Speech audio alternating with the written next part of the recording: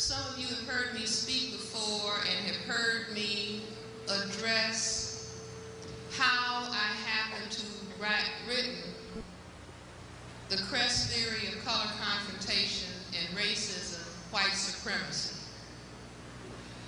It was because I was training in psychiatry and realized that the black patients, after taking a history, that their problems really were beginning outside of themselves in the dynamic of racism that was going on in the society.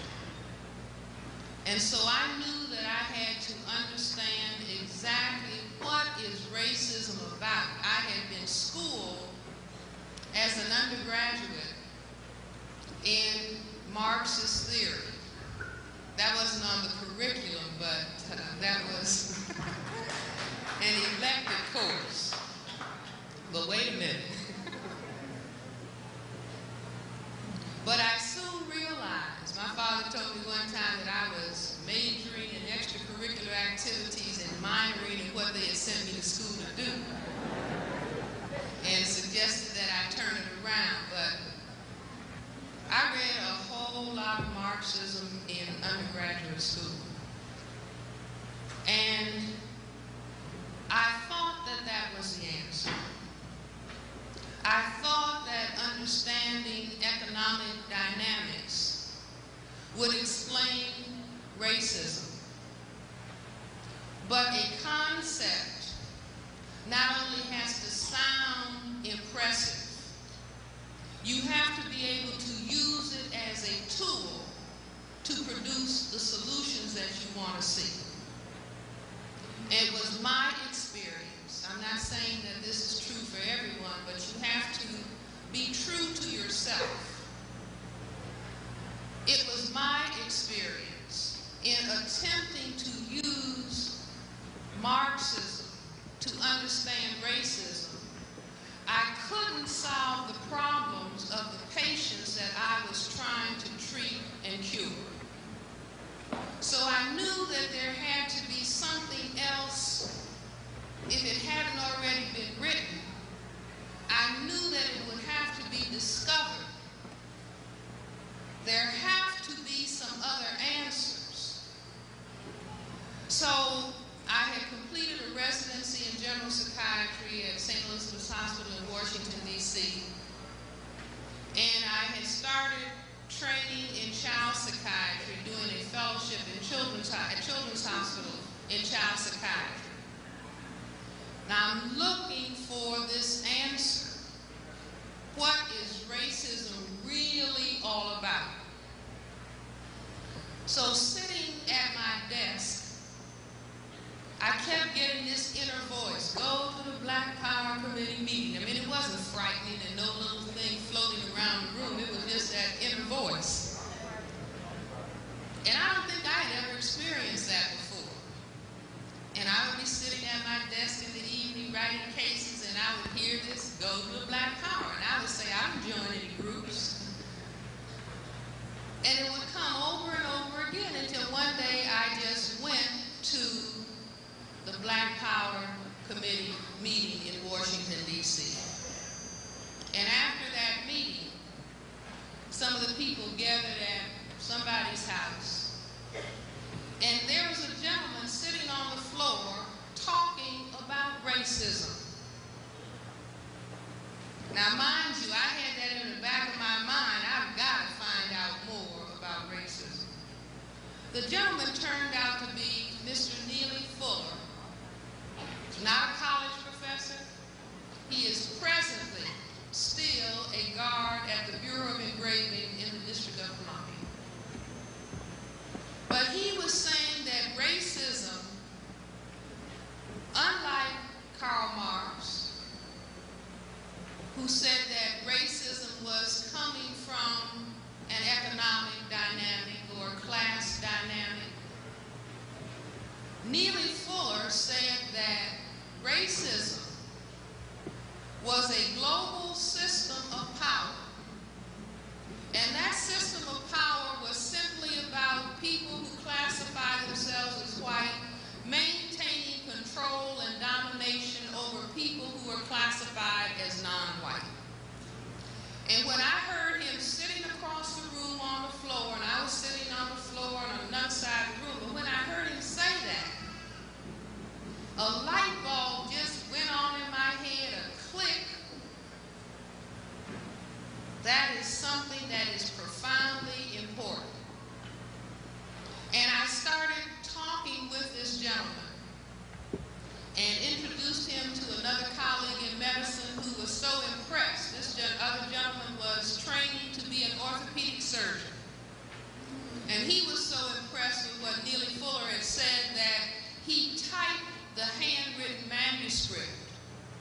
that turned out to be some 800 typewritten pages in between surgical cases.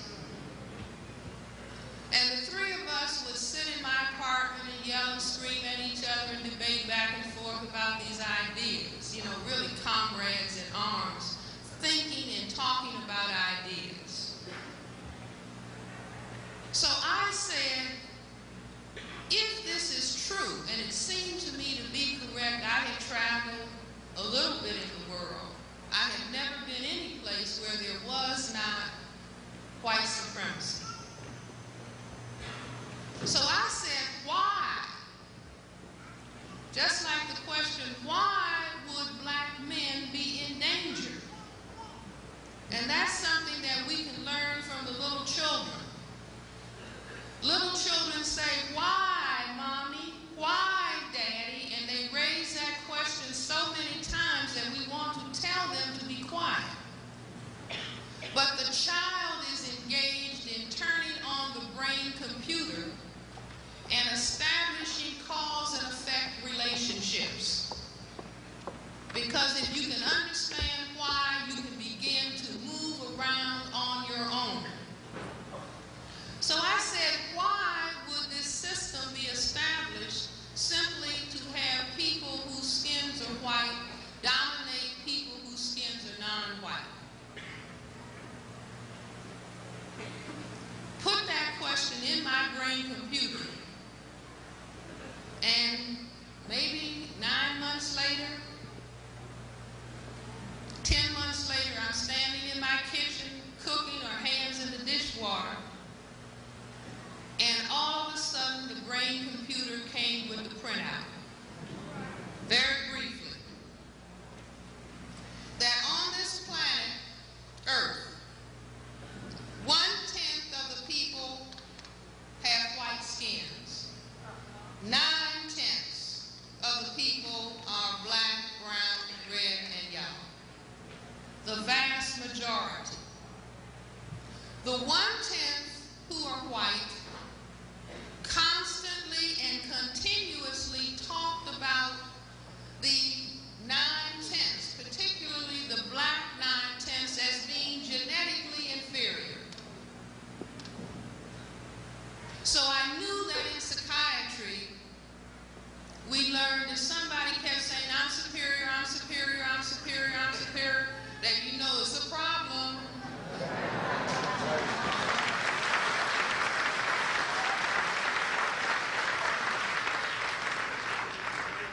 Superiority speaks for itself.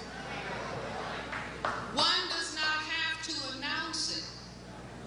If one is announcing it, the opposite may well be the case. So I thought about that. And then I thought about undergrad genetics, medical school genetics, basic genetics. I said, oh, now I have the whole picture. Because putting all of that together, I said, oh, wow. Because white is a genetic recessive trait. Black, brown, red, and yellow, melanin production, genetically controlled, is a genetically dominant trait. That this tiny minority, if it did not establish control over all of the non-white people on the planet, there could be white genetic annihilation. So I said, now I understand. But to get more specifically to the question that is raised tonight about the endangerment of black males, black people in general, black males in particular. Basic physiology. Are women the same threat? Black and non-white women the same threat to white genetic survival as are the males? Class, that's a question. No. Okay, I hear yes, I hear no. No. The reason being is that only intercourse. I'm not saying that men are rapists. I'm only saying that males can impose sexual intercourse. If a female wanted to force sexual intercourse, so she said, this guy doesn't like me at all, so I'm going to have to get an M16 rifle and tell him he better. Now what will happen if she frightens him?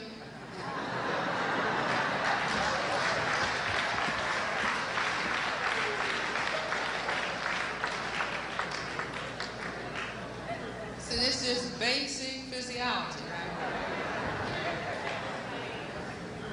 If he is frightened, ladies, he will not be able to perform.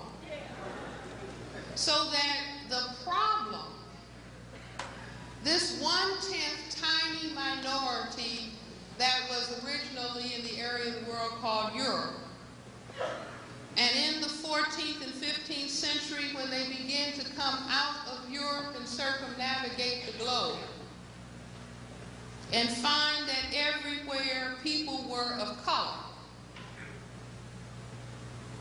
that they understood these people have to be controlled, but it is the male person that has to be controlled in particular. Neely Fuller said that white supremacy is a global system that is carried out in all areas of people activity simultaneously. The struggle on planet Earth for white genetic survival, which is the definition of what racism is. It is the war for white genetic survival all over the planet, globally as well as locally.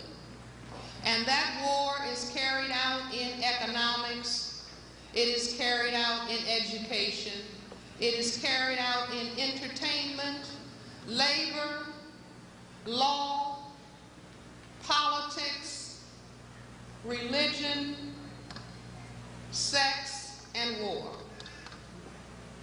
We have to be able to look at all fronts of this war simultaneously.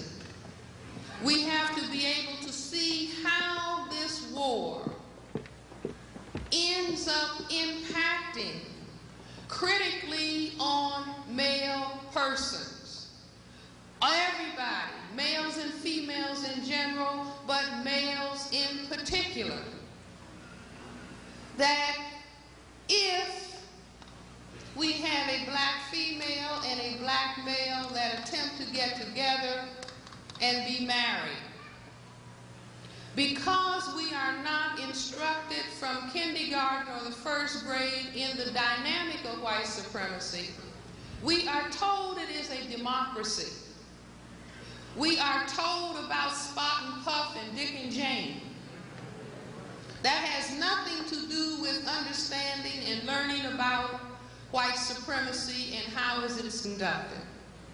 So that we see these people attempting to get together, but in all too many instances, because the system of white supremacy understands exactly and specifically what it is doing. It says, well, we are primarily afraid of the male, so we will not allow him to have employment. Or if he is employed, he will not be able to fully advance on his job. He will be vulnerable in terms of job opportunity. So that makes this union fall apart. They don't understand what is going on, so they may wage war with one another and blame one another for the dissolution of this union. But in all too many instances, the black female is left alone with the children. Is that familiar?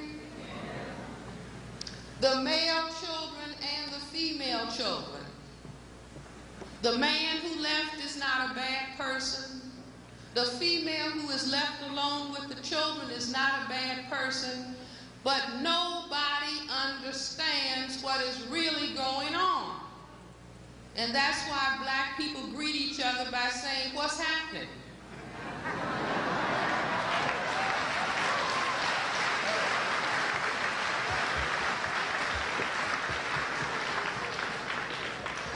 See, we keep saying, "What's happening? What's happening?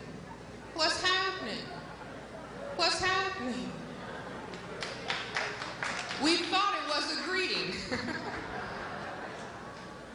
See, other people say, "How do you do?" Okay. But here the female is left alone with the children. She has been devastated because the man left. She's devastated because she does not understand.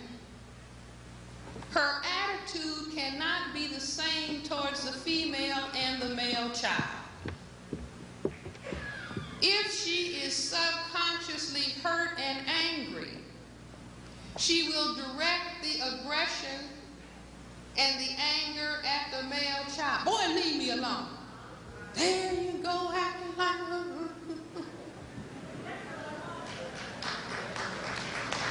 So the child is upset. And he goes to school and he may encounter the same thing. The system of white supremacy has made somebody very, very sad. But men are primarily conditioned to repress their emotions. I talk to black male child after black male child after black male child after black male child, and I say, "Sweetheart, when was the last time you saw your daddy?" He said, "I don't care. I don't care about him." Later for him, "I don't care about him." And I said, "Sweetheart, I understand what you're saying. But now tell Dr. Welsing, are you from planet Mars?" And he'll laugh. I said, "I think you're from planet Earth. And all the people on planet Earth have feelings. We all have feelings. And you have feelings. And that child has very deep and painful feelings because he doesn't have a father holding his hand." We have an epidemic under the conditions of white supremacy. We have an epidemic of male children who do not have fathers in their homes. Many of the teachers in the schools in the District of Columbia have said that young male children, many do not even know how to go to the toilet as men because they've never seen a man go to the toilet, because the houses are filled with mothers and aunts and grandmothers, and all of the fathers are incarcerated. Do you understand what I'm saying? We have to wake up. And we have to pay attention. One of the problems with the behavior of children do not organize their behavior in the presence of so-called grown-ups who behave immaturely. See, it's just like the little children who come to me and say, "Dr. Welsing, my mother was down in the rec room dancing with us." That's not acting like a mother. Do you understand what I'm saying? Parent means to lead. Parent means to protect. So we have to force ourselves to face reality, which means to act with maturity. Children engage in fantasy. Adults put the fantasy aside and decide that they are going to deal with reality. When adults deal with difficult reality, children look with open eyes and begin to respect them.